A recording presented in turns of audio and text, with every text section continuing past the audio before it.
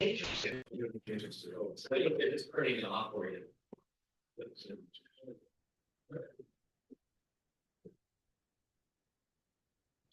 Who are board members to turn their light on and speak clearly into the mic, right, Jen? Yes, it's really hard when you're watching it online.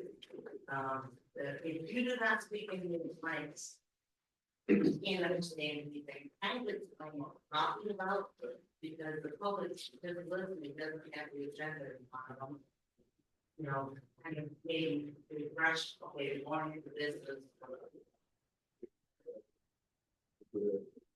Good evening. I'd like to welcome fellow board members and thank you. Thank you, Lauren. Thank you, Lauren. I'd like to welcome my fellow board members and the public to our April board meeting. Thank you for your attendance. I'd like to ask you to rise and I'll open in the invocation, please. Our gracious God, we thank you for this evening that we can serve our community. We just ask for wisdom and patience and understanding as we deliberate on issues that are in front of us. Thank you for the opportunity to do it together and do it cooperatively. Thank you, Lord, for our friends and neighbors online and in the audience. Thank you for their participation in the public process. And Lord, may we give it all in honor and glory to you. In Jesus' name we pray. Amen. I pledge allegiance to the flag of the United States of America and to the republic for which it stands, one nation, under God, indivisible, with liberty and justice for all. All right, thank you. We'll get going here. So let's see. On our agenda tonight, it's actually a nice agenda. I think we'll be able to get through it in a nice pace. And so I'd like to ask for approval of the agenda as it stands today. Is there any changes or deletions to the agenda? Okay. Great. Thank you, Jim. There was one request that you were going to postpone item.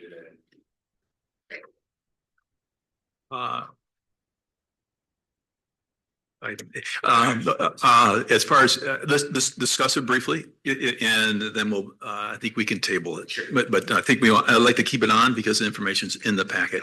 Okay. So yes, thank you. Do I hear a second? Great. Thank you. All in favor of the motion on the floor, say aye. Aye.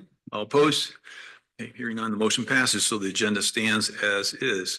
Approval of the consent agenda. The payment of the bills, approval of the minutes first. Any questions or deletions to the minutes from our work session on March 20? Okay, hearing none. Good. How about the payment of bills? Any questions or comments on that? No. All right. Okay, I'll take a motion for the consent agenda, please. Make a motion to approve the consent agenda. Thank you, Gene. Support. Great. Super. All in favor of the motion on the floor, please say aye. Aye. Aye. All opposed? All right, motion on the consent agenda passes. Okay, this is our opportunity to engage, have the public engage us. So thank you for those who have come this evening to have a public comment. And so we're going to have two public comment periods. We appreciate your participation in our meeting this evening. You have the right to address the board on any issue you would like. It's your time for public comment. We will respectfully listen, yet not engage in the conversation. It may seem odd, but we do have an agenda in township business to attend to. If you desire further discussion on your topic you're bringing up, please schedule an appointment with our manager, Howard Fink, or myself, and we will look forward to talking to you in person. In order to keep the meeting moving, we just encourage you to limit your comments to 2 to 3 minutes. So thank you in advance for keeping your comments respectful and gracious. So I'll start on, I think we were on the left side last time. We'll start on the right side this time. So on the right front row, anybody on the front row? Oh, no one? Yeah, right. Chief, Jeff, back row, anyone See you in the back. Interested? Okay. All right. And we'll go on the left side, please. Hi, my name is Rich Shore. I live at 2423 Terrace Walk. And I'm here to talk about not what you think I am, but maybe. So it's springtime. The swallows return to Capistrano. The knuckleheads return to Holland State Park. And by knuckleheads, and if any of you live close to it, you'll probably guess what I'm going to bring up: noise, muffler noise. And I won't read the whole thing because you guys passed it last August. Well, I mean, not all of you weren't here, but last August, there was a revision to it's section 22-111 called mufflers. Now, I won't read the whole thing. No person shall gun or race the engine of any motor vehicle, including every motorcycle and motor-driven cycle. And it goes on talking about modifying and things like that. They're back. It starts at about 5:30 last night. They quit at 9:30. I've talked to the deputies. It's here. They're great. I'm on a first name basis with the dispatch office. But the problem is when they roll up, they see the car. They see the sheriff car. So they stop. So it's difficult to issue a citation. I've also talked to the state park folks. Surprisingly, they seem less interested in enforcement than I would have hoped. But I have a suggestion. You bring a problem, I have a suggestion. An unmarked car, a couple times a week, you can nail a lot of people and make a lot of money. I don't know what the fine is. It's probably at least $100. I know it goes to Ottawa County, but we're one big family, right? And I'm just looking for help. And when I've talked to the deputies, it's not just me. Usually it's just me complaining about something, but they say they get hundreds of calls about the noise. So, ordinances only work when they're enforced. So just asking for a little help.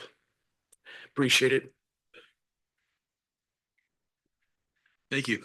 Next person. Yes, please.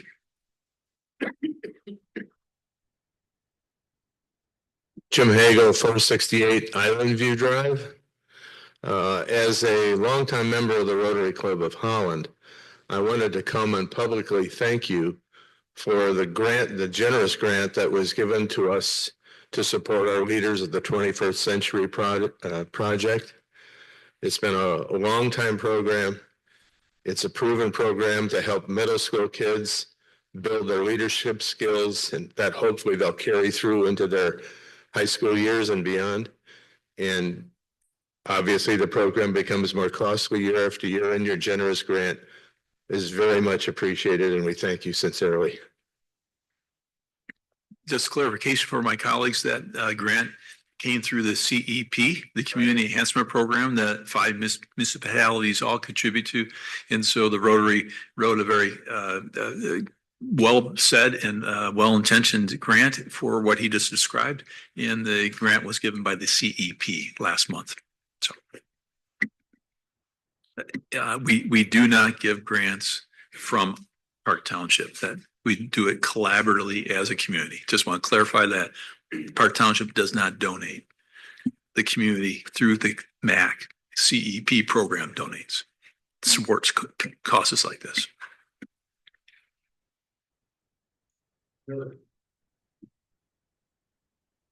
Great. We'll close public comment. Thank you for those who alerted us to noise and other issues. Appreciate that. So moving on. Just a reminder, we have out of habit, we do say what our vision is, and we have the same vision over the last 3 years since we've enacted it. Park Township is a family-friendly, connected community that values our natural features, agricultural character, and recreation opportunities. Our mission: we proactively listen and lead, providing excellent or exceptional services and amenities while carefully stewarding our resources and our values. We do it with integrity, respect, and being genuine. So just a reminder how we do business here in Park Township as a board. So any questions about the department reports that was in your packet? No, it's going to be a quick meeting. All right, thank you. All right, well, good. Action items. We'll jump right into the action item. The first one is there might have been a little, you saw a little interaction between the manager and myself. The Pine Bay Marshland, and it is a item that there's plenty of information in your packet. And as the manager and I discussed, we're going to just tap the brakes a month and pause and just allow. This is the first time we actually, as a board, have seen all the information about this. But there was a couple of items that I saw were I think just being prudent. We should have a environmental or a environmental engineer do some analysis so we feel comfortable about what we receive. And I always, the donation, I'm certainly not disparaging or questioning the Holland Fish and Game Club's donation. We celebrate that. That's fantastic. But I think it's prudent for us to just tap the brakes a month and just see if there's anything questionable, invasive species, other things that may or may not be there. I'm not presuming I know anything about ecology, other than that, I think I want to be very transparent with our community, what we will receive. So, Mr. Manager, would you like to, or you talk to that? This is an exciting project, so thank you for driving it as well. Yeah, no, absolutely, and I appreciate the pause because I agree, and I thought to myself after you mentioned it, I should have had that done ahead of time. So I did quickly have a look at it from the conservation district, but I think we delve a little deeper to make sure, as you say, that that we're protected, and that's absolutely good due diligence. So yeah, I'm very just quickly, I'm just excited about the project. I think recreationally, environmentally, I think it's a good thing, and I think it's going to be a good partnership. And I think exciting things to come. But you know, I appreciate the pause. It's the right thing to do.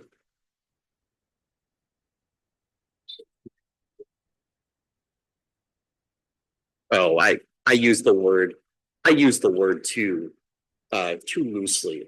I appreciate the relationship between us and the Fish and Game Club in terms of them dominating the property. We actually, I will tell you that in truth and fact, we are in partnership with them because we are doing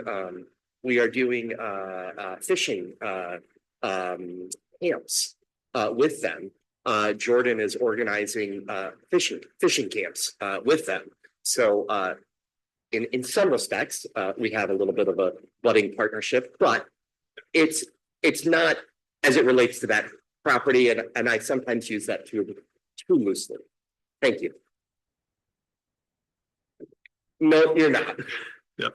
So those who are listening online or curious from the audience perspective, this is a piece of property that if you go down Ottawa Beach Road, it's just at the bottom of Pine Creek Bay, and it's on the left side, or it would be the south side of Pine Creek Bay. It's a delightful piece of property that arguably cannot be developed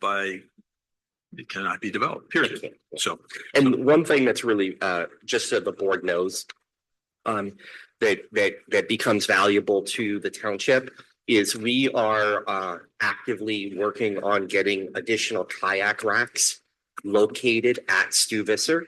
And so we have a application in with the drain district to make sure that we have permission on that drainage easement.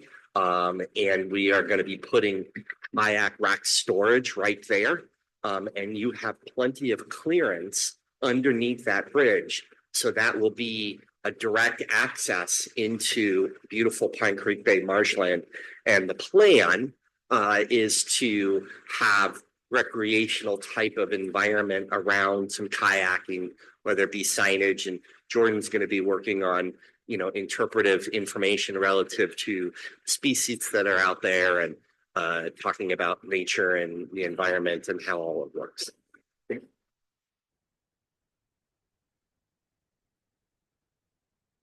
I would table it. Yes, sir. Motion.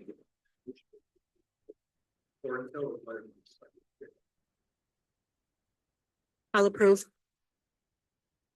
All right, so a motion to table until the appropriate environmental study is available to us. So all those in favor say aye. Aye. All opposed? Great, thank you. Now, moving on to the next item on our agenda, it is the request for approval of the Trail View Site Condominium Plan Unit Development. And this one has been a bit of a long time coming, and we've heard about it for a couple of years now, I think. So, and I'm going to pass it on to Shar if there's any comments from the Planning Commission, our representative there. So it's gone before the planning commission a handful of times and back and forth dialogue.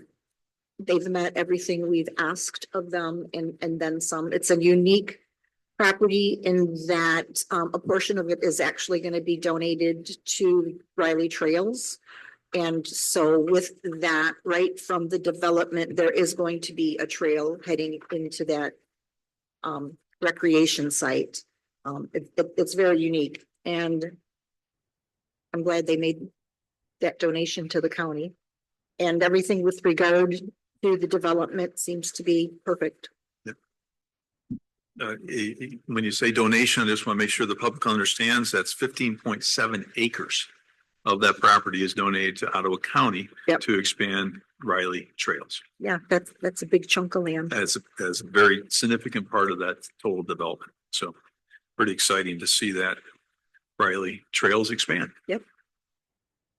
Any comments or questions for Shar or Manager Fink about this particular development? Please, Jen. It's like Mhm. homes. They don't own the property. That is technically accurate. But it's not condo. Correct. So I just like the public. It is Yeah. a site condo. So it's detached buildings and they've got home. In the plans, you could have seen there are different floor plans for different homes you can choose from. And yeah, they're all There is- detached. The difference, the difference, Ms. Seraph, is there, when you divide land, you can divide land through various processes. And you can divide land through the subdivision process or the platting process of the state. You can divide land through what they call a site condo process. It essentially allows for there to be individual sites. But when you purchase one of these units, you're not purchasing an address, you're technically purchasing lot one of Trailview subdivision, or Trailview PUD in this particular site condo. So it's like you purchasing a condominium unit, except you technically own your own lot, but there is common area issues within that condominium element. So it's a way of developers to subdivide land. It's just the condoization of the subdivision process. So I don't know if the developers wanted to make any corrections. How did we do there? Did you describe it correctly? Yeah, please. And introduce yourself, please. Sure. So I'm Chuck Hoyt. I'm from Naderveld, representing the applicant. Yes, you did a good job of describing it. A simple way to say it is when you own a condominium, right? You own your home. You own the land that your home is on, but you're subject to a master deed and bylaws. That's sort of practically how it works. So the property around your house, you own just like anybody else does. However, you're subject to a master deed and bylaws. The association can have certain controls over it. They can tell you what sort of plantings you can have there, exterior, whatever, however the association sets it up. So But it's not a true condo in the sense that you're attached, you still own your home. yeah, that's the difference between a traditional condominium and a site condo. The site condo, you actually kind of own a piece of land as well. A traditional condominium, you're owning basically from your walls in. Is the condo association then responsible for that pond? You know, so that there'll be a dues or, you know, to maintain that pond behind Yep, to that's the correct. east? Okay. But if I'm not mistaken, that is going to be run by a separate board and it will be run by the homes that are adjacent to it and have immediate access. I think that's what I read in the packet. Yes, yep. So, right, the access to that pond is limited to the folks that are directly adjacent to it. Once the developer sells, usually it's 75% of the lots in the association, then it transfers over to the association, and the association take control of the common area elements. So the bylaws determine what that percentage is. I don't know, 75%. 75%. Yeah, there's certain benchmarks that you hit, right, to start an advisory committee, and then you turn over the association when it hits a certain percentage. And once that association is formed, that association becomes legally binding. And so what is in the master deed of the site condo that you're approving becomes the rules and regulations that govern that kind of development. Whereas in older subdivisions that the associations have become kind of defunct, and there's been a break in the timeline, those associations, while they can be voluntarily associations, they don't have the legal weight of being able to restrict various uses or, you know, various, you know, plantings or things that you can and cannot do with your home, because those master deeds and bylaws are not legally enforceable. So as long as this association stays in full force and effect over the lifetime of the association, whatever is in these master deeds are legally enforceable. That's why, like, for example, Chippewa doesn't have an association, even though they have a voluntary association. Any other comments or questions for the applicant or the? All right. Any comments that you'd like to make? A question I have is, I saw significant dirt moving across the street, kitty corner. What's the anticipated plan for this particular piece of property? A movement towards moving dirt. In terms of timing? Yeah. Is it soon? Is it, you know, next year? Yeah, Tom Woodavine on behalf of the developer. There's some restrictions as far as when dewatering can take place. It's a September through April timeframe. So the current thought is that if all the agency approvals can take place in the next few months, that dirt would start to be moved in September. So the two projects would be approximately 1 year. The new project would be approximately 1 year behind the current Blue Haven community. So, and just for the board's edification and those in the audience, the gentleman was talking about dewatering.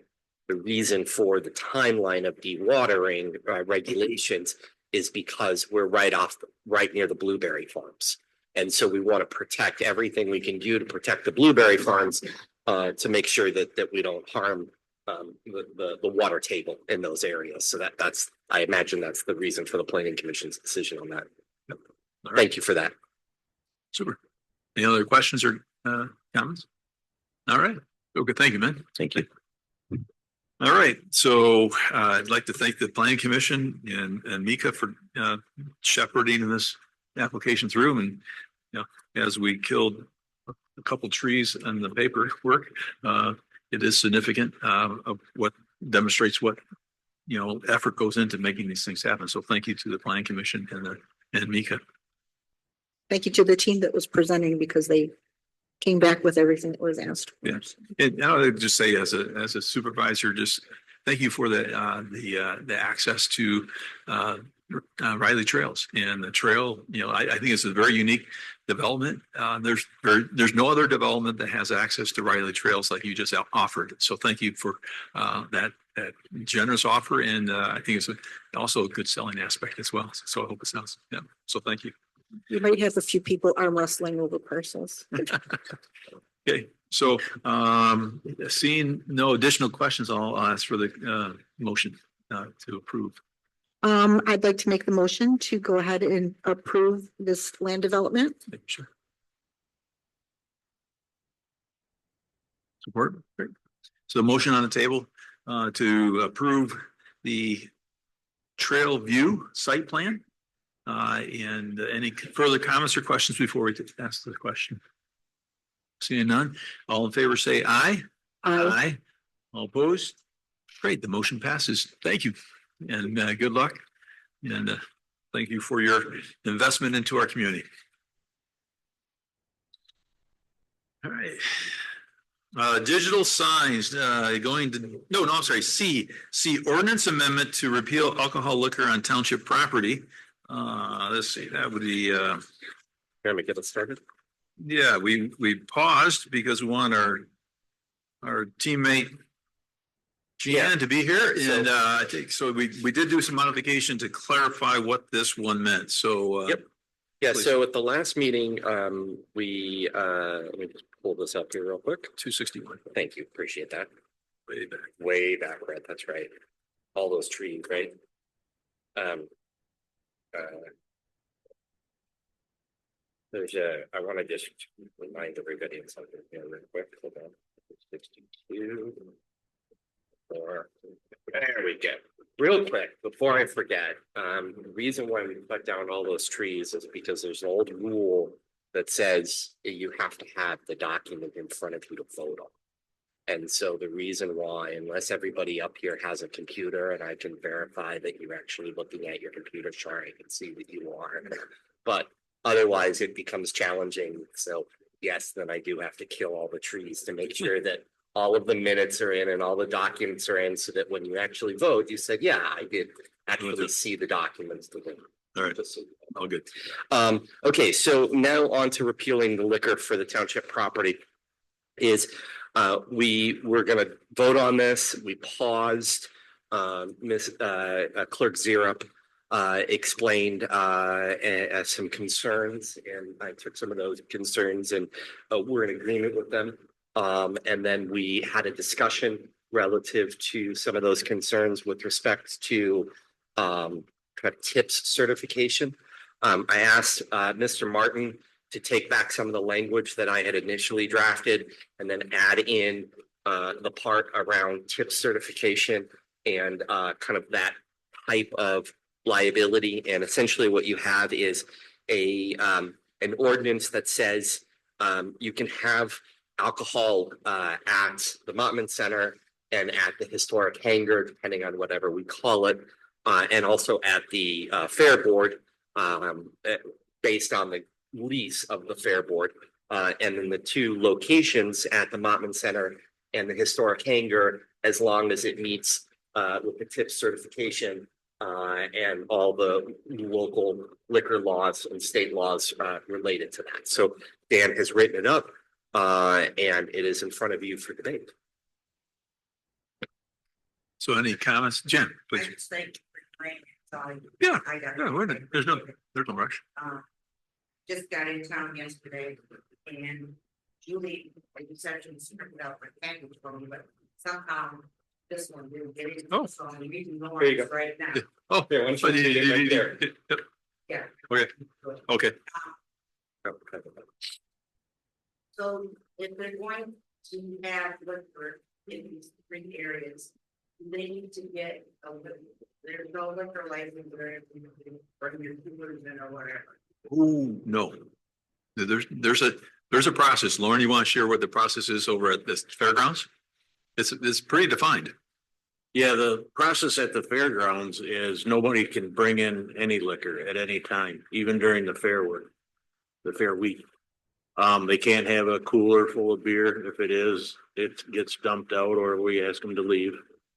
So we do have to have a license from the LCC, Liquor Control Commission. And ours is only a beer and wine license. We don't serve any other alcohol than that. So I'm not concerned about the fairgrounds, I'm concerned about our buildings. How, they have sheriffs monitoring. I'm just wondering. So anybody can just rent either of the buildings at the airport or Mottman Center And then if there's. No. No, No, no. what it says no, is, no. so it says is that such alcoholic beverages, we're talking about the historic hangar and the Monument Center.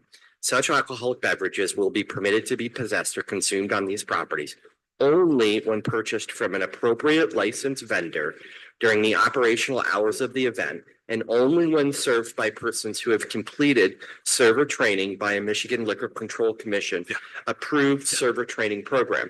For events held at the historic Park Township Airport and the Monument Center, alcohol will be permitted inside the structure. And we came up with this, and within 100-foot radius of the structure on the property. Yeah. And you can change that if you feel like, 100 feet is too much or whatever. Okay. Yeah, no, all good. No, I think we're tight. And I think it's really just three locations. We confirm the fairgrounds program is well defined and you guys handle it well. We're just expanding just these two sites.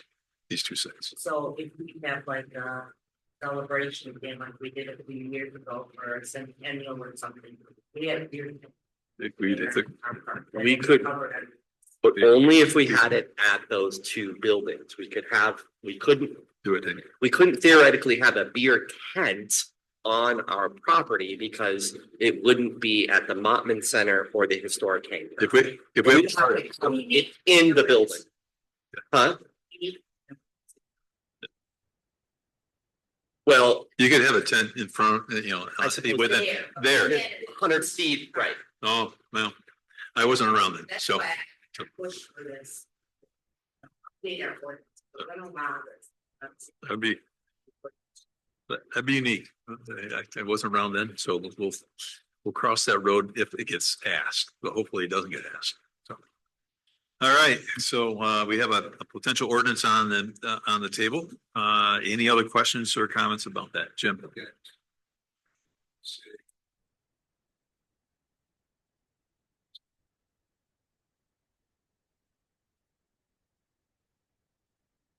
Try to understand what that means if you have that intersection in this.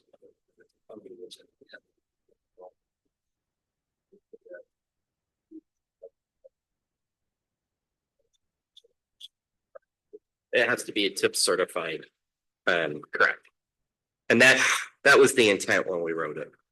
And We could,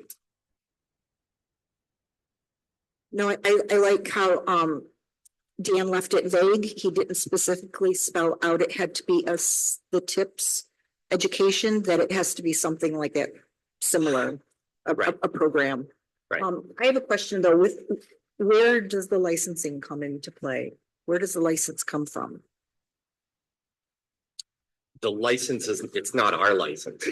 It's the license would be the entity that is hired. Okay, It's essentially it's not gonna be our liability. Are we gonna require them to show us that license before they're running? They have to have that license on site when they're serving. Well, I wanna make sure we ask for it. yeah, I'm wondering if that shouldn't be added in here.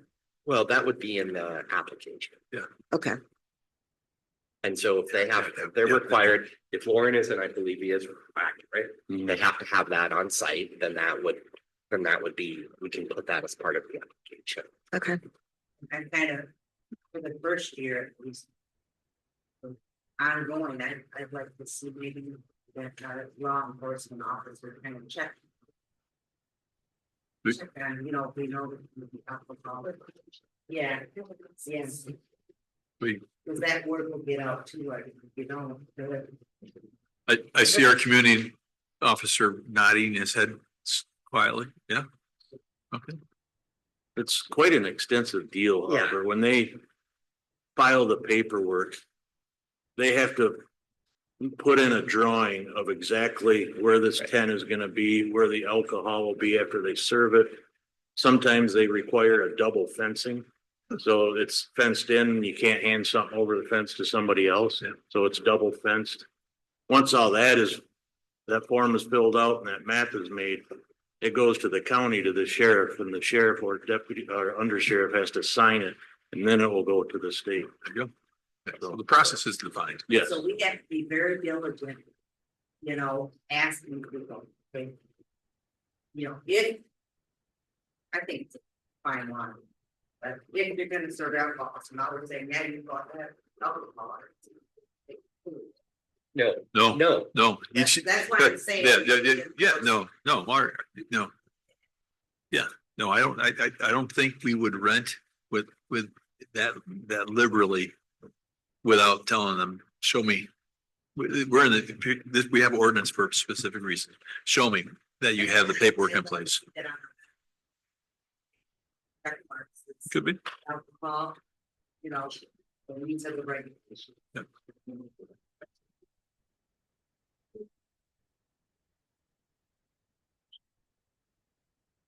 Yeah. I see Jordan writing notes, so double check. If I could. it's a rental agreement that we have in place. And so they're, that this will all be. Yep. And I mean, this is not, the way this is worded, this is not bring in a cooler and have beer. Mhm. This is, you have to have a licensed vendor. And you've got to show that you have training. So this was specifically designed for the concern of, let's make sure we don't have some. Yep. And we can always tighten it later if we have it.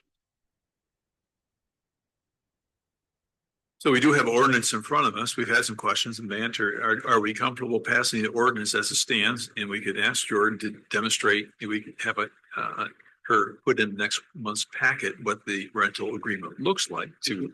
But is that, I'll just ask the question, is that worth the delay, or do we approve the ordinance knowing that the rental agreement will have this alcohol checklist? I mean, I don't want to make the assumption, no one's asking for the hangar rental today. No. So we could delay it a month if we feel comfortable, or we could pass it. I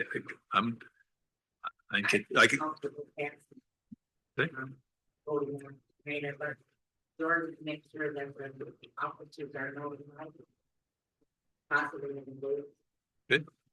All right. One last question with Please. regard to not following the rules, the civil infractions, are those adequate for we're dealing with alcohol? The fines, you're saying? Mhm. It's 250 and then 500? The second. It's only 100, it's for the first offense. Oh, Second offense within 12 months is greater. And then 500 is at the third offense, but I don't think they'll be renting 3 times if they've offended twice already. Are you suggesting a different number? Well, There's, I didn't know what would be appropriate. I'm sorry. Go ahead, Mr. Fink. yeah, I mean, these are standard civil infractions that exist already in their municipal ordinance. Mhm. If they're in violation of liquor issues, the penalty is pretty significant. They're gonna be in violation of a crime. This is a civil infraction.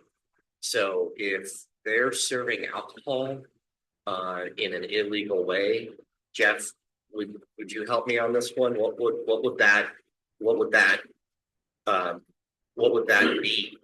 There would obviously be laws that apply, such as if they were serving alcohol to a minor or something like that. There would be other liquor control commission violations, like if they were serving someone who was obviously intoxicated.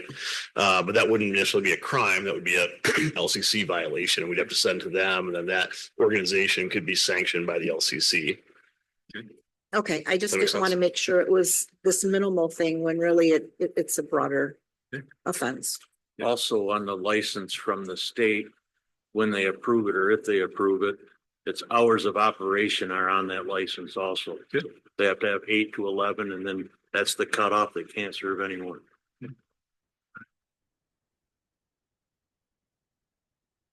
Good questions. I mean, it's good banter on a very important subject. And I think I'll entertain a motion.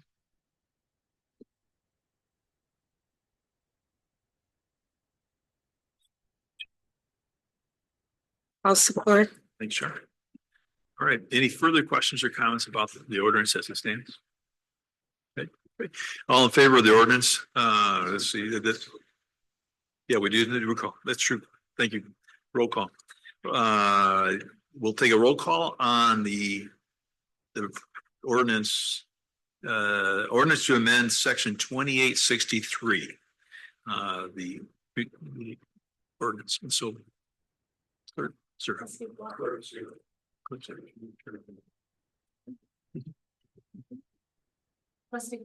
Yes. Trustee Gerard. Yes. Trustee Jones. He's absent. Yep. Yes. Treasurers. Yes. Yes. Yes. Motion passes. So great. Thank you. Thank you for the work. I'd like to thank Dan Martin in his absence, of putting this together as well. So thank you, Manager Fink, for working with him on this one. So great. All right. Moving on to D, digital speed signs on Ottawa Beach Road. This was a part of our slowing down the traffic on Ottawa Beach Road. So Yeah. yes. So quickly, Mr. Jones, if you want to come up. Jeff and I have talked quite a bit about this. As you know, the restriping of Ottawa Beach Road is coming up. You've already approved 2 additional speed trailers. Those additional speed trailers are movable speed trailers so that Mr. Jones can move those anywhere in the township that he wishes. Those are in high demand. We regularly get requests for where they should be located. It is absolutely clear when I went to the road commission and was advocating for not only speed reduction but traffic control measures on Ottawa Beach Road. One of the suggestions that came up was digital speed signs. And I took that to heart. The road commission gave an olive branch and did the restriping, which will be coming. But they also asked about, digital speed signs. And I thought, what, they're absolutely right. And so I talked with Mr. Jones, Officer Jones, excuse me, and he did some background research and made a suggestion of 3 locations for where those digital speed signs should go. We think that it will work. We think that not only we think that it works, it does work. Science says it works. And so in front of you is those quotes, and I'll turn it over to Officer Jones. Well, I'll tell you about a traffic stop I made this afternoon, which is very typical. Young ladies coming down Ottawa Beach Road at 61 miles an hour. I stopped her. She had no idea how fast she was going, and she had no idea what the speed limit was. She's just going to grandma's house, who happens to live in Park Township. So I think this, right. So that's a very typical stop for me. It's a big, wide road. People don't generally pay attention to what their speedometer says. They pay attention to how the road feels, right? And that's just a big, wide road. So people have a tendency to drive much faster than the speed limit. I did look into this company to make sure that their products were durable and lasted a long time. I talked to an engineer at East Grand Rapids. They've been using these signs for 4 or 5 years now. They've been great for them. I spoke with the road commission because I wanted to get their input on the signs, and we know exactly what we are allowed to do from them. And then I sized them appropriate to the speed limit signs in the different areas of Ottawa Beach Road, because unbeknownst to me, those are different sizes. The ones that are down by Dune Dogs are different size than the ones that are out in the 4-lane section of Ottawa Beach Road. So that's reflected in the quote as well. Additionally, these signs give us data. So we know when people are speeding, what days they're speeding, how fast they're going, how high or low the speed limit. So it gives us information that we can use to send out to our patrol so they know when and where to be at different places. Does that make sense? Yeah. Excellent. And then we'll be able to track actually like with our road diet as things come up. Is that effective in slowing down the speed? We'll know that.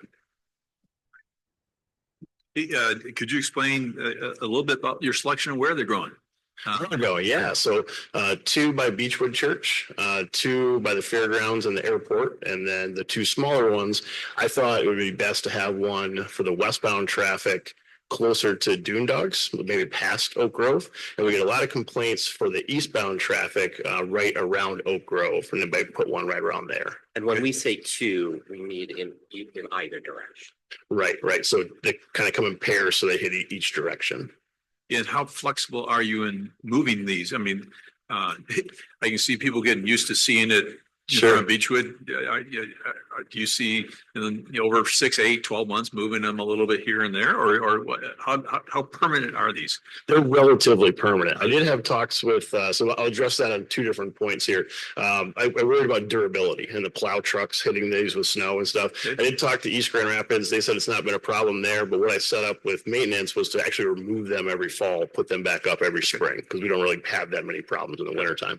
To your other point, these are meant to be aware. These are meant for people to see them, right? So we're going to expect that people are going to get used to seeing that, but that's the whole point, is to make people aware of their speed. Yeah. And just so we're clear, these aren't signs that issue someone a ticket or anything like that. They just make people aware of their speed and what the speed limit is. Okay. Yeah. Excellent. So I've got a question. You mentioned the locations. Are there any homes in those areas? Are the blinking lights as they turn on and turn off going to be any foreseeable issue? That's a really excellent question that I had not foreseen. So obviously around Beechwood, no. Obviously around the fairgrounds, no. There could be an issue if I put one across the street from Oak Grove, because there are homes right there. And campers, yeah. Yeah, it's not a particularly bright light. It's just an LED display. So I wouldn't foresee that being an issue, but at night, going off and on, you'll still catch it. yeah, you're right. It would emit a little bit of light, I would imagine. I'm sure all of you have driven down, I think it's 8th Street as it turns by Boatworks there. They have a sign there. Mhm. It's a similar idea. These are just a little bit bigger because of the bigger road. Yeah, I think Shar, good question to just be aware of and test it out. Yeah, that's fair. And we could, it's not like they are permanent. Yeah. If we saw a problem with one of them, we could move it. Yeah. Right. Yeah. So that's kind of up in the air right now. So what we could do, and what a lot of places do, is they'll just cement a pole in the ground so that they set up kind of high so they can't be vandalized, stuff like that. What I have seen, I actually drove through East Grand Rapids the other day. They actually put them on their telephone poles. Obviously, it's a little different for them because they're, they probably have some connection to them, but maybe we could look into that as well. Okay. One of the line items under the product chart has first year cloud access. There's no cost for that, but is there a yearly cost in subsequent years? Yeah, good catch. So for the first year, all the data I talked about that these signs collect, we could actually access it from the manager's office or even from your desktop home computer. After that year, there is a subscription fee for that, and it's I can share that with Howard so we can get that to you. But we don't have to pay for that because each individual sign still has all that data in it. I just have to go to each sign with a computer to download that data. We don't need to. Yeah, we won't need to do that if we don't. It's not necessary. Right. Because once we get the data, we'll be able to analyze it. Okay. So, They are, yeah. So they have a battery. They're run on solar. That was another conversation I had with the engineer from East Grand Rapids. He said they've had no problems other than occasionally in the wintertime, they'll have to go out and remove the snow from the solar panel. But usually the battery backup lasts for quite a while. Yeah. We get a lot more snow, that's for sure. That's great. Great analysis. I can't wait to see what effect it has. So I think the data is going to be interesting to see this first summer. Yeah, I agree. What's the installation time? I didn't see an installation once you purchase, and when do you think you'll be operational? That's a really good question. That's going to be a partnership with maintenance to figure out what their schedule is because they're ramping up right now. But I would expect within 6 weeks, 2 months, something like that, we can make something happen. Great. Yeah. Super. All right. Any other questions for Deputy Jones? All right. I just know I slow down when I see the one in Byron Center. All right. Thanks, officer. All right, great, thank you. Any comments or questions on the cost or any other implementation side of it? Just want to thank Jeff for doing a great amount of work and putting it all together and getting all the details. So appreciate you very much. Yeah, thank you. Thank you. All right, I'll entertain a motion on the traffic speed signs.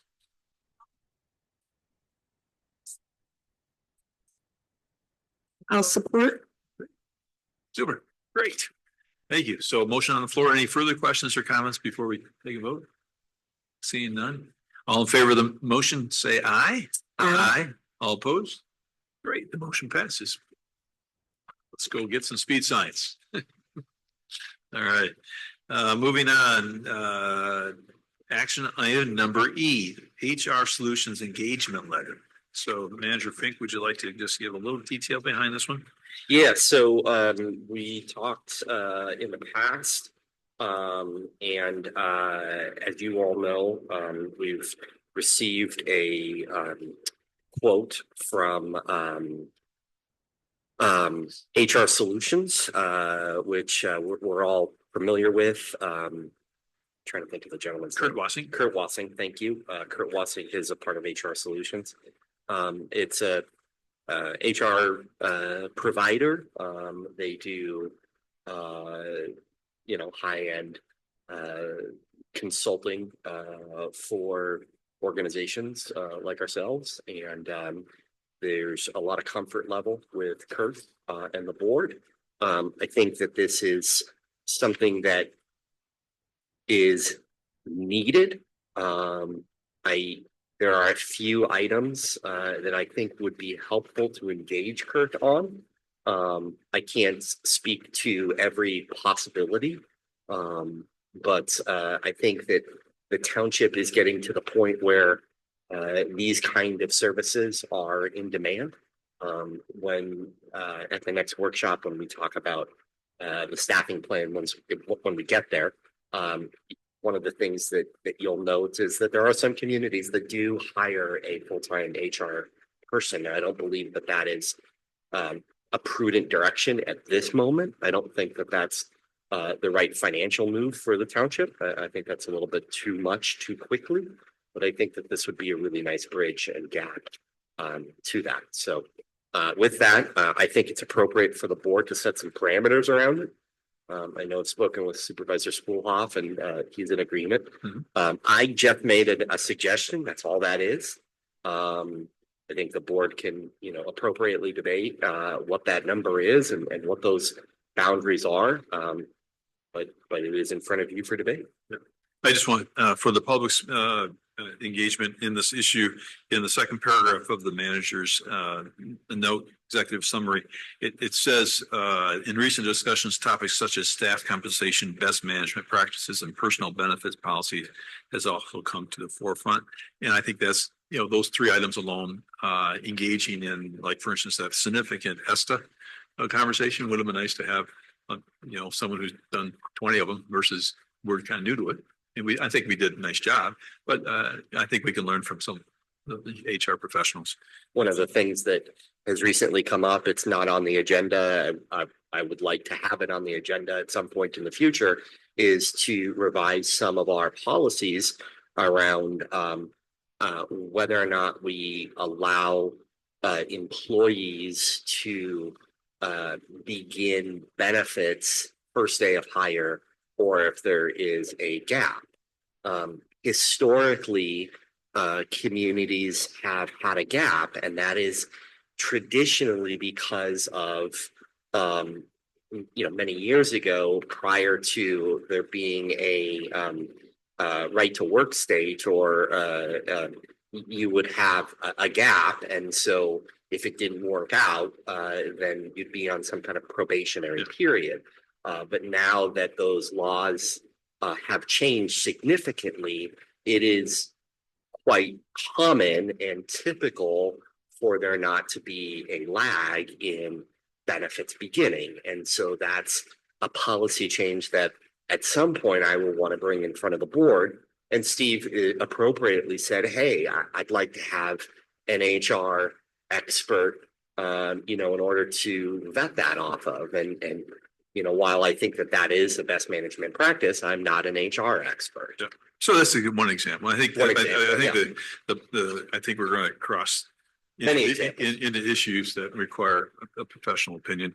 The suggested cap would be 25,000. I'd just like to start the first year at 20 and go just a titch lower and just say, okay, we're going to just tap into this expertise as needed and see where those dollars go. But I think it's appropriate to just say, hey, we're already well into our, we are into our new year.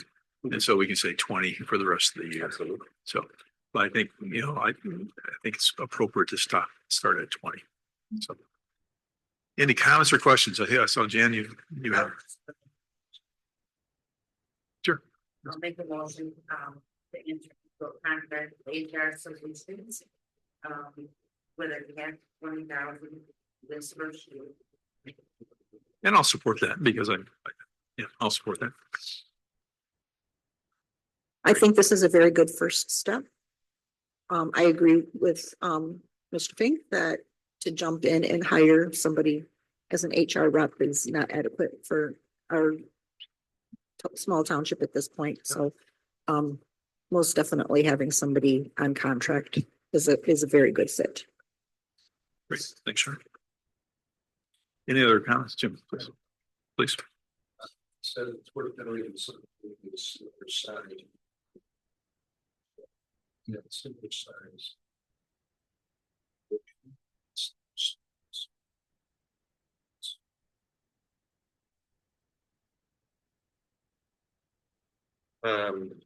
The community that comes to mind is Grand Haven Township. Grand Haven Township is around 20,000-ish, I believe.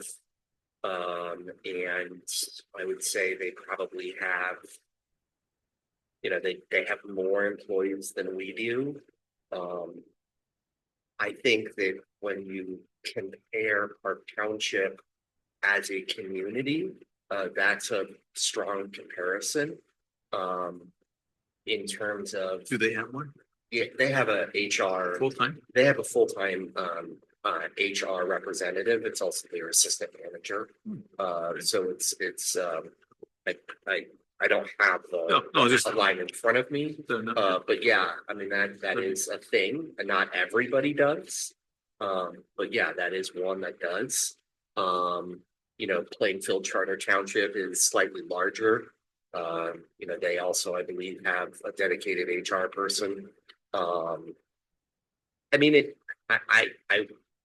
not saying, Park Township, I will tell you that when we look at the staffing levels of Park Township, I will tell you that in some areas, Park Township is adequately staffed, and in other areas, we're understaffed. Relative to other communities of similar complexity and similar size. We have been a community that has been very lean.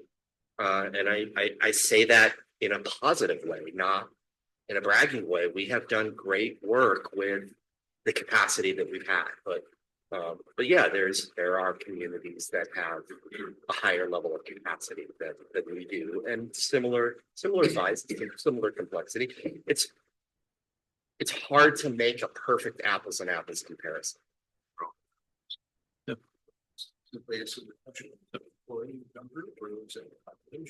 little bit of both. There's when I get to the staffing plan, there's a spreadsheet that I put together of probably 7 to 10 like communities, and we can look at all of the population and the employees and all of that, and how it overlaps. And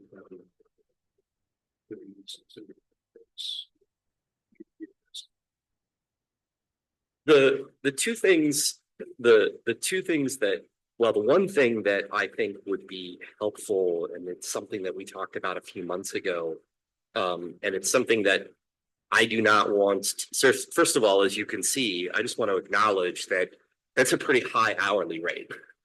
So, $269, we're not talking about, a small hourly number.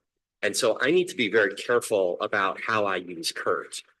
Sure, I'd love to have Kurt on a call, on a call like I have Dan. I'm going to tell you, Kurt Wassink's going to be more expensive than Dan Martin. And so I need to do a tremendous amount of legwork whenever we have a project. And so what I expect is that I will be doing quite a bit of front-loaded legwork on a lot of these projects and then have him review them. One of the projects that I think would be helpful is, the role of the supervisor and the role of the manager, and also to some extent, the role of some of the electeds. And what does that look like in terms of roles and responsibilities? And we talked about that 2-3 months ago. Steve and I are working great together. And we've there's been a period of transition, but we're doing really well, and I'm enjoying working with him. But I think moving forward, that is a project that would serve the township well to define what those roles are and what those responsibilities are, so that as new people come in and there are transitions, there's good lanes, if you will. So that's one project that the board had identified a few months ago. That's one that comes to mind. Mm-hmm.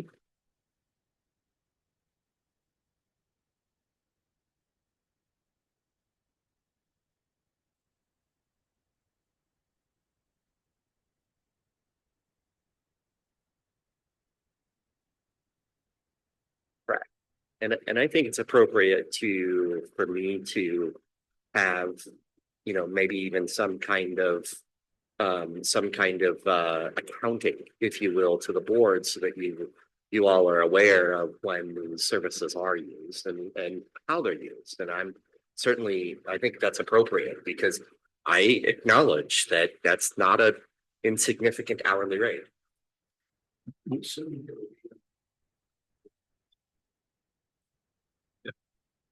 Yes, and also to those that are in the audience, while this is not written down anywhere, this is the role of the manager and the supervisor, even though Steve isn't technically, Steve acts as my boss day to day. He is one vote, but he also is an individual who I come to and say, hey, this is what I'm working on. This is what I'm looking at.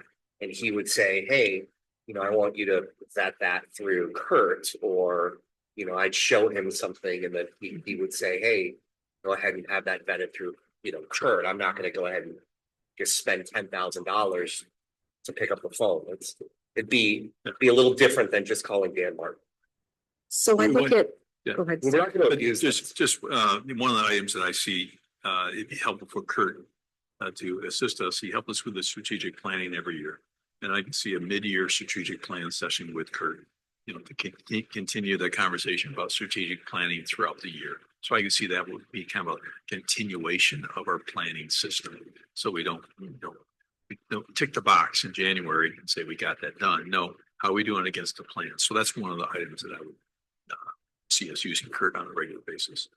Has Kurt provided a list of what services he may be offering as an HR rep? Because you talk about projects and you talk about strategic planning, but human resources, anywhere I've worked and have dealt with, is dealing with people issues. Mm-hmm.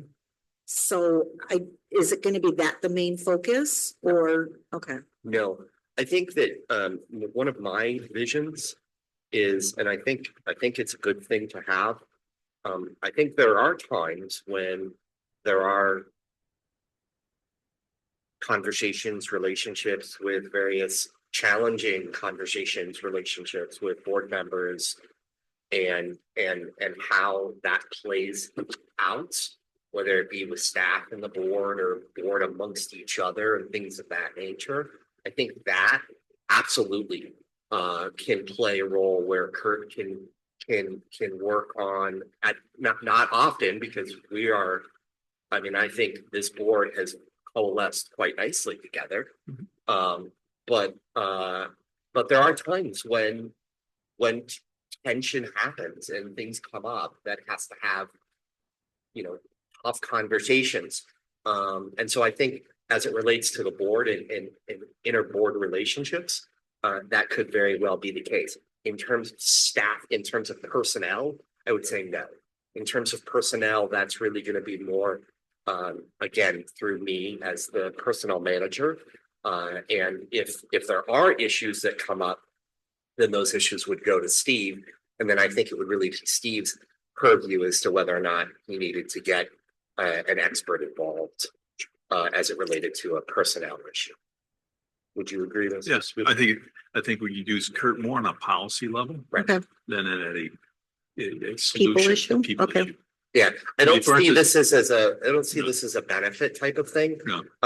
I would be challenged to do that because then I would say I have that level of expertise. I don't need to have to pay somebody for that, right? Okay. In fact, Joan and I are doing a whole project on a part of that as it relates to the health insurance for the township. Okay. Okay, so we do have a motion on the floor. I talked too much. I'm sorry. Nope. Motion on the floor. Did we have a second? And then did someone second that? I did. Thank you. All right. Short-term memory is a little brief.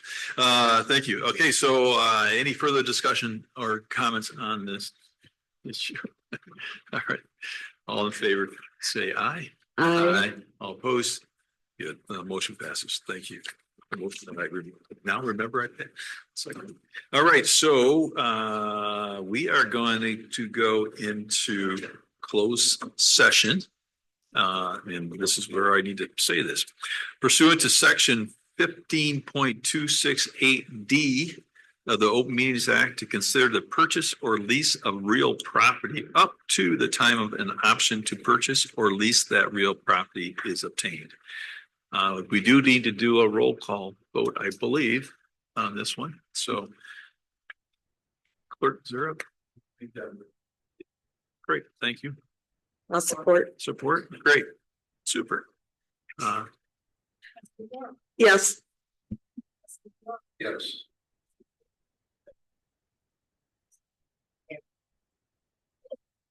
Yes. And I did confirm, I just looked it up since Dan is not here, it is the correct reference to the closed session, so we were all set. Okay, all right, so we'll go in closed session. All right. I think you could say, we talked about it in closed session, but given the situation, I would just give it. I wouldn't worry about it. You know what I'm saying? Dan's not here and I'm not an attorney. So that's up to you. Yeah, maybe. Well, no, okay, the question the manager I is, think- the question, just to my colleagues, we did make a motion to get back into close, open session. So, and all in favor, say aye. Aye. Opposed? Motion passes. So we're back into open session. The manager makes a suggestion, since this is a negotiation on the Coast Guard station.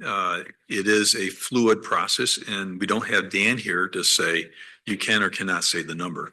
And I guess, how does the board feel about making an offer without visibly saying the number? Because we are still literally in negotiation with the federal government. I'm not a lawyer, so I don't know exactly where to go on this one. Huh. I've Negotiate something. Yeah. this is my own opinion. I have known it to be true where we have come out of closed session and we have said that we will make the offer that it was discussed in closed session. I could make a quick phone call and see if I can get Mr. Martin on the phone and ask him that question. I believe that that is accurate, but I'm not an attorney.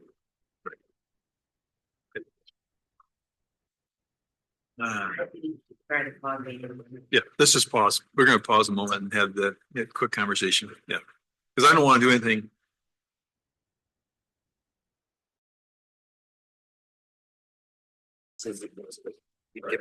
Great. So we have clarification from our legal staff. So thank you, Howard, for connecting with them. So we are going to say the number. So we are going to coming out of closed session, the board decided to counter the offer from the federal government, and we are going to offer $1.35 million for the Coast Guard station. So, and so I make that as a motion.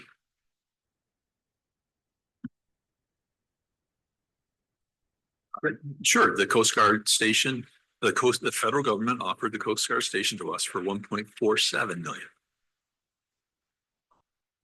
Thank you. So, any further discussion on the topic? Great. We don't expect the offer to be responded immediately, but we expect it would be in due time, quickly. So, all in favor of the motion, say aye. Aye. All opposed? All right, the motion carries. So the dance begins. All right, that brings us to the end of our action items. That was number 8. And manager's report. Anything further to be said? Yeah, quickly, Deputy Clerk Dykens was working on a document. We received a letter a number of months ago from an organization indicating that one of the documents on our website was in violation of First Amendment free speech guidelines. I confirmed it with Dan. He agreed. It was not something that was critical. It was not crisis, and so there is no need for it to necessarily be an agenda item, but we did modify, Danielle worked on modifying the document and writing up what is not necessarily a policy, but what we will have and present on our website in compliance with that. So that's something that thank you for working on. Appreciate that. And you guys earlier we talked about the kayak stuff. So just wanted to let you know that we're in process on that and working on that. Historic hangar is almost complete. Do also recall that at some point we need to talk through naming it. And then lastly, one of the things that just so you all know, I have not forgotten about, and it will start to be a priority in the next few weeks, is we need to start moving on farmland preservation. So that will be a committee that we will start working on as well. Lauren is already on that, as well as the planning commission member, and we're going to start advertising that as well. So those are my reports for the evening. Management. Okay, this is the time to go back into public comment. Second public comment of the night. So I'll open it up for public comment.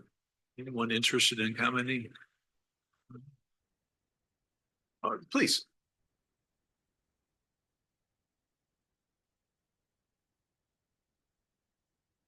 Good evening. My name is Charles Murray, and that name may be familiar to some of you. I am the chairman of the Ottawa County, or excuse me, the West Michigan Airport Authority Board. And first of all, I'd like to thank this commission for its work in supporting the airport. I think it's been a vital resource available to our communities for a number of years. And this Park Township has been an avid supporter of it, as has City of Zeeland and City of Holland as well. And I am here to just let you know that we are here as a public body like you all are as well. And we are responsive to our clients and our tenants, as well as our stakeholders out there. So some of you, and I think every one of you on this board, has received an interesting email from a gentleman who lives up in Pere Marquette Township. And he made certain allegations and comments about the airport authority and how it is run. And I have made my position known on that. And you all did receive a personalized response from the airport authority shortly after his email was received by you.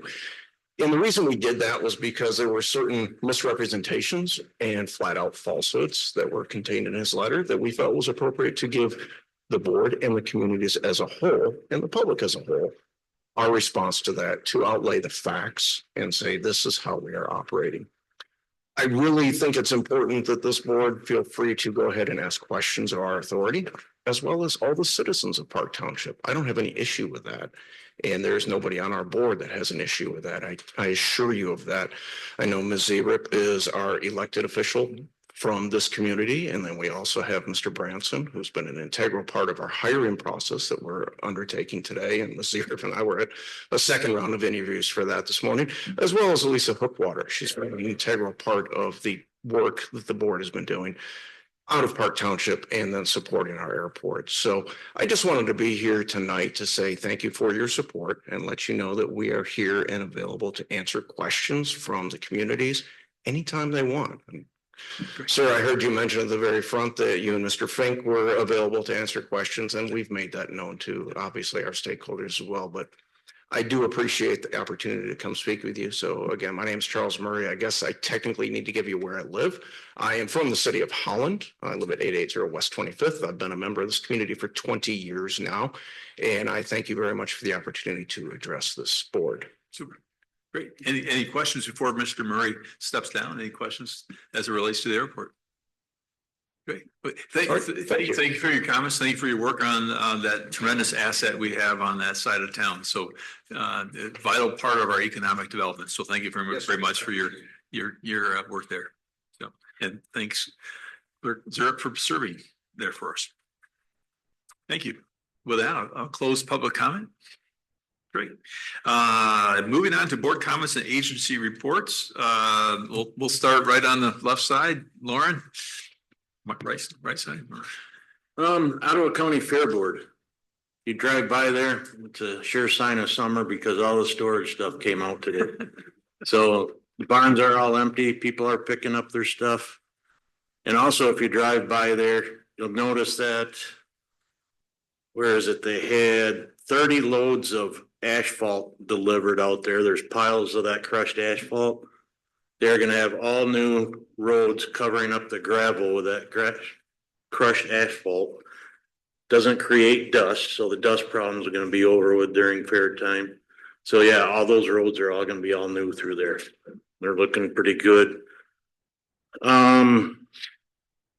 They made a motion and it was approved that they're going to spend $17,000 for security cameras around the ground. And I was talking to the manager, Mr. Fink, and they also are ordering 2 for the township for the hangar area. So once we get those, I'll get them over to you guys. And that's it for the fair. ZBA, I'm not going to tell you every detail of our 4-hour meeting. We did have a few people and we didn't get through with the meeting.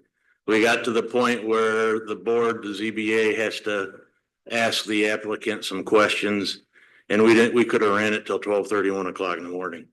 So they're going to call a special meeting. They talked about the 21st, same place, time, but I haven't heard a definite on that yet. So to be continued. So that's it. From your colleagues, we thank you for your service. Thank you. Jan, welcome back. Thank you. This week.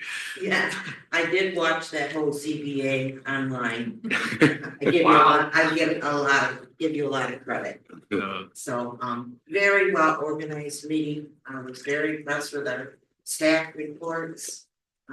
It was very organized. I was impressed, so thank you. I haven't been at the mass transportation meetings the last couple months, but And I just got home yesterday, so I will get you copies of those minutes, from what I missed, so.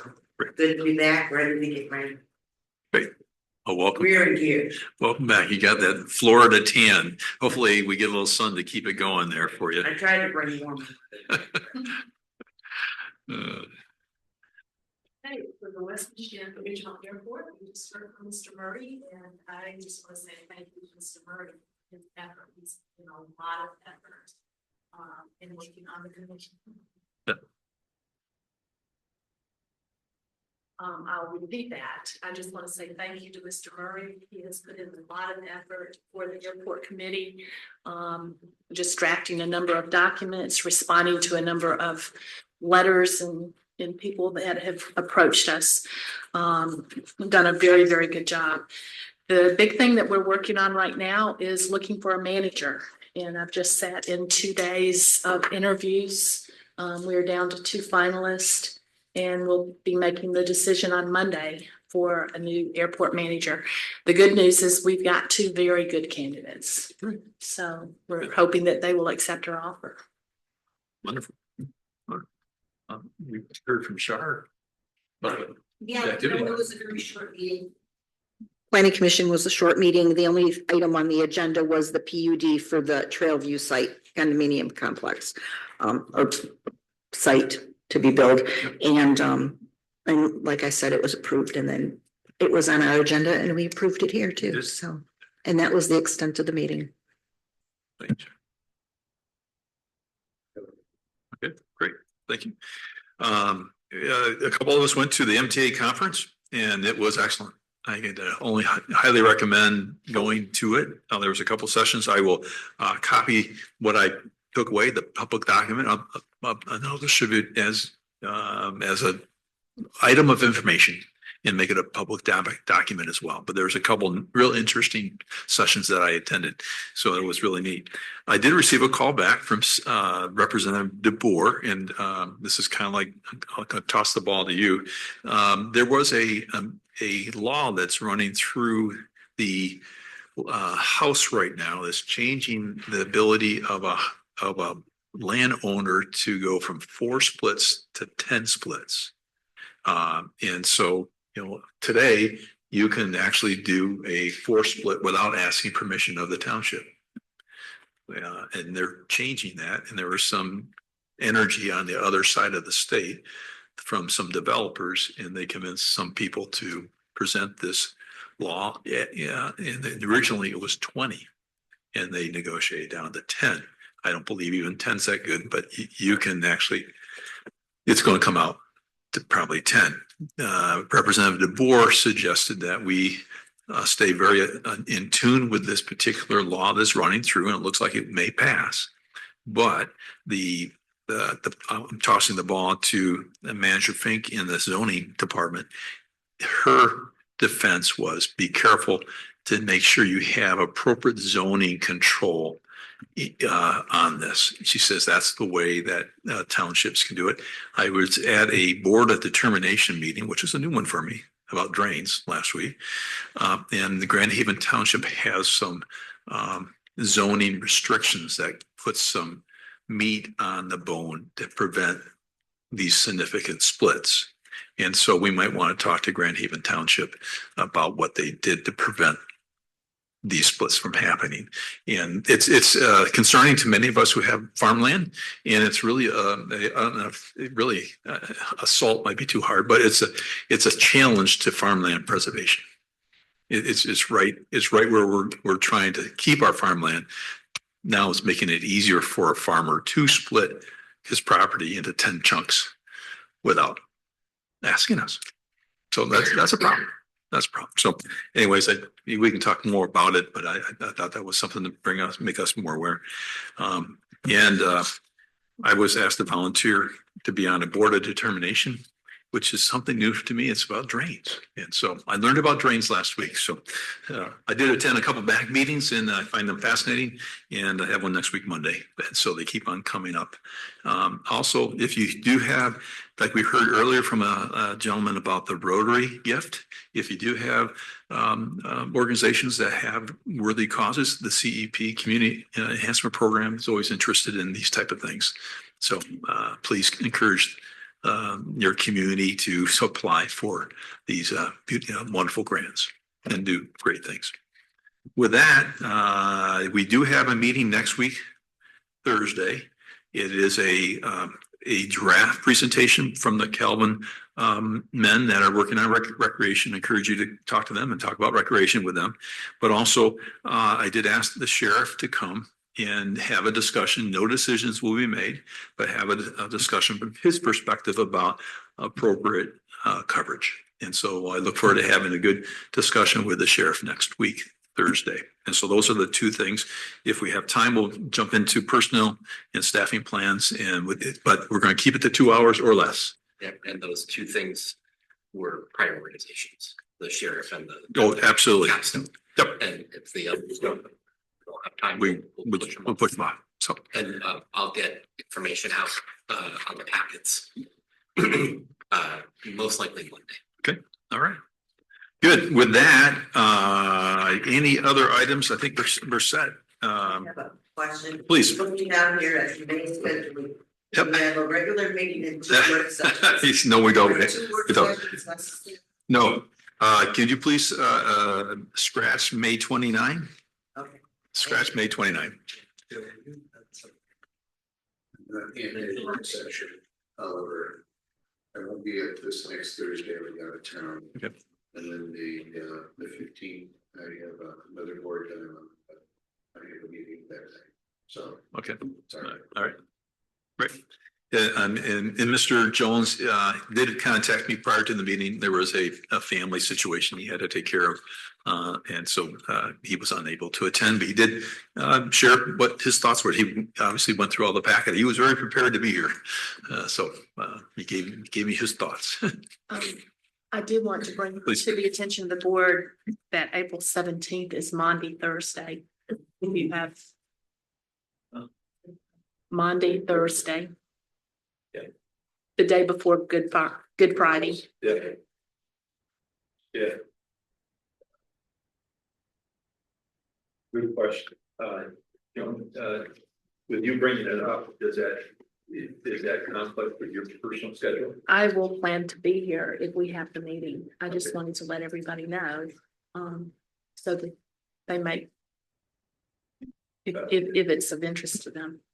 Okay, so just a question. If we were to make it earlier and shorter, would that be more accommodating to, I don't want to certainly inconvenience anyone on that particular day. Am I the only one that will go?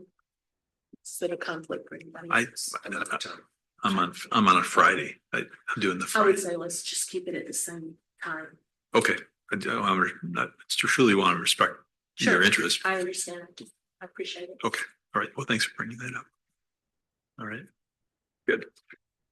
All right, with that, I'll take a motion to adjourn. I make the motion to adjourn. All right. All in favor, say aye. It just duly noted. What time will you put on that, Danielle? 8:27? Hooray. What did you say it's gonna be?